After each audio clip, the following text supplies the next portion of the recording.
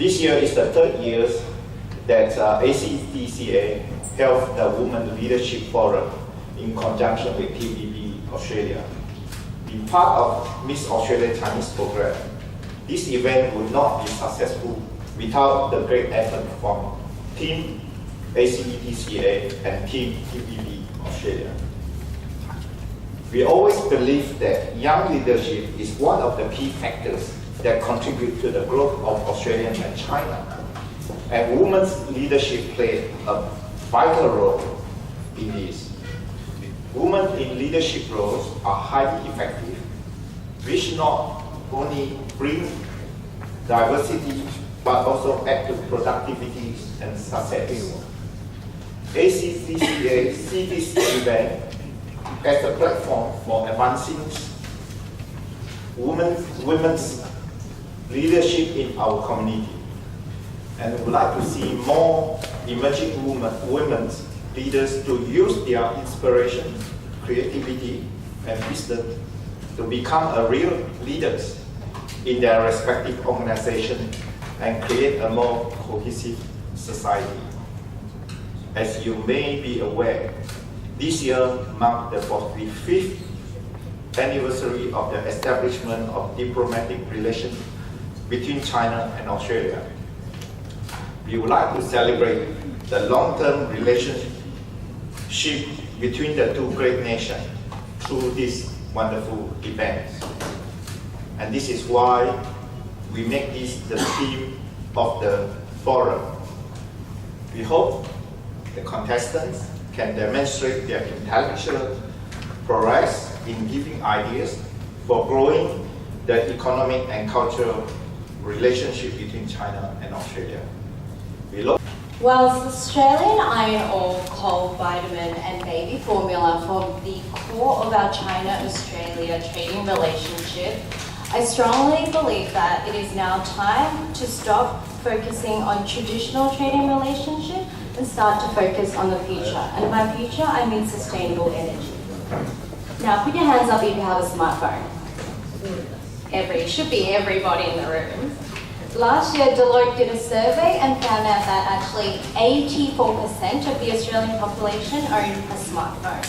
So without a doubt, I'm sure we can all agree on the fact that we are a highly advanced nation.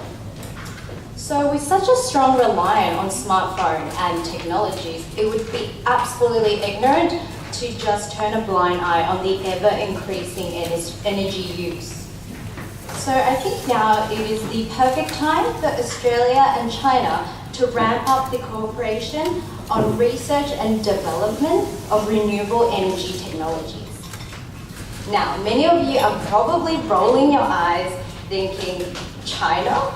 China has the world's most enormous pollution problem.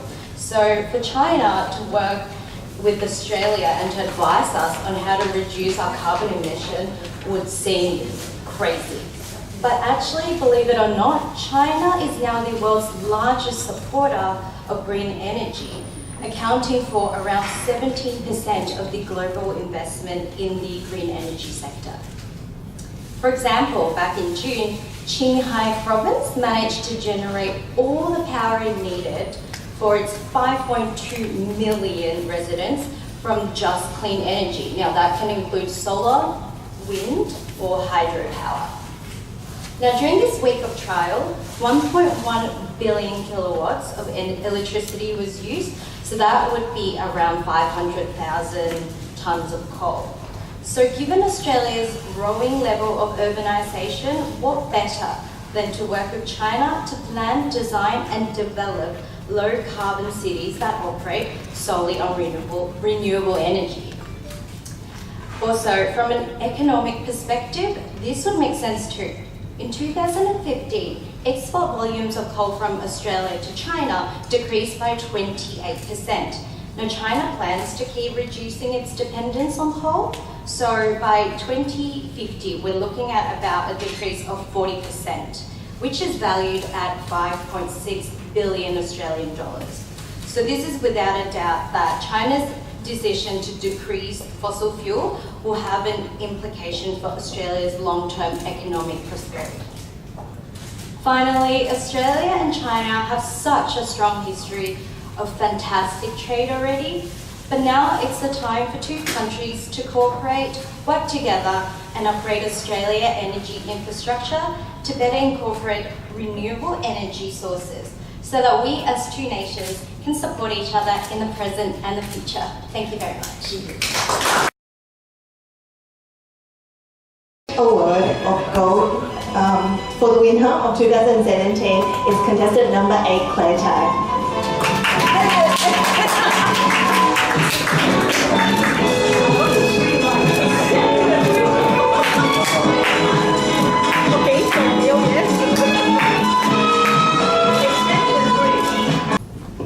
Thank you for your attention. The other girls have given suggestions based on their understanding, and as a scientific researcher, I would like to suggest more collaborations between China and Australia in science by introducing disease, dementia.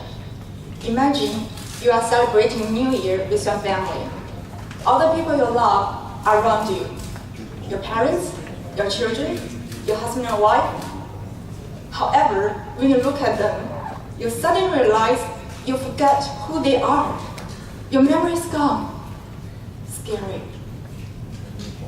Even worse, you are told this is because some part of your brain is shrinking and there are no cures.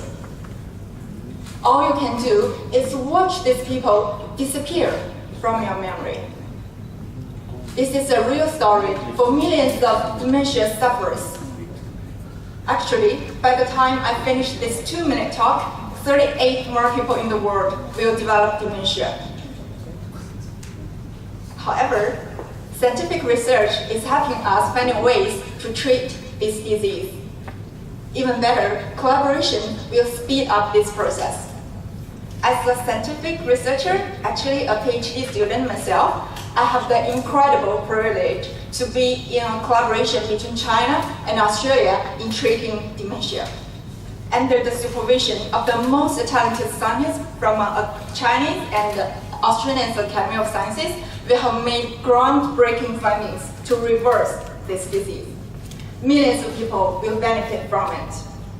Therefore, I appeal for more collaborations in science between China and Australia. I believe, aside from the great achievements in treating disease, scientific research will bring more benefit to the public. Collaboration makes the whole greater than the parts. Thank you.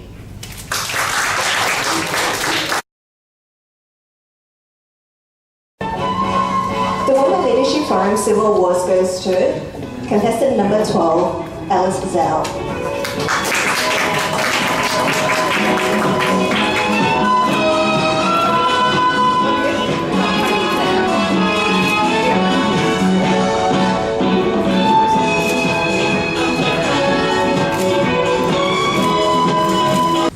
Since 2015, the China-Australia Free Trade Agreement allowed more trading opportunities in different sectors.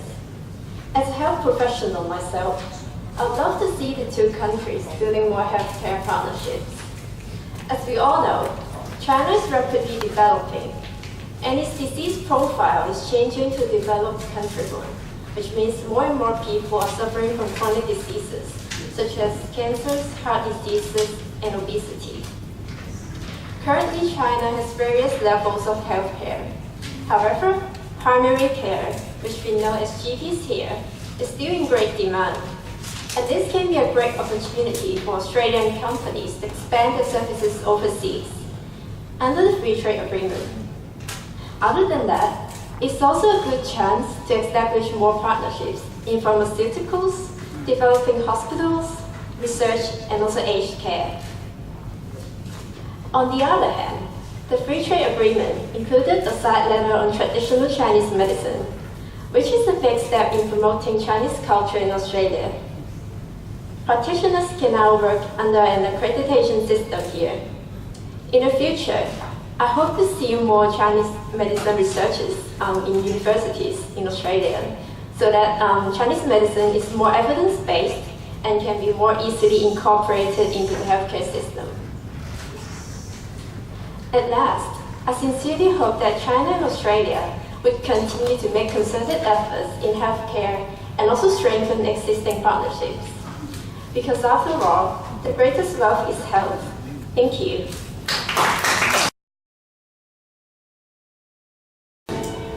The Bronze Award for the Women Leadership Award goes to contestant number 11, Kitty Yo.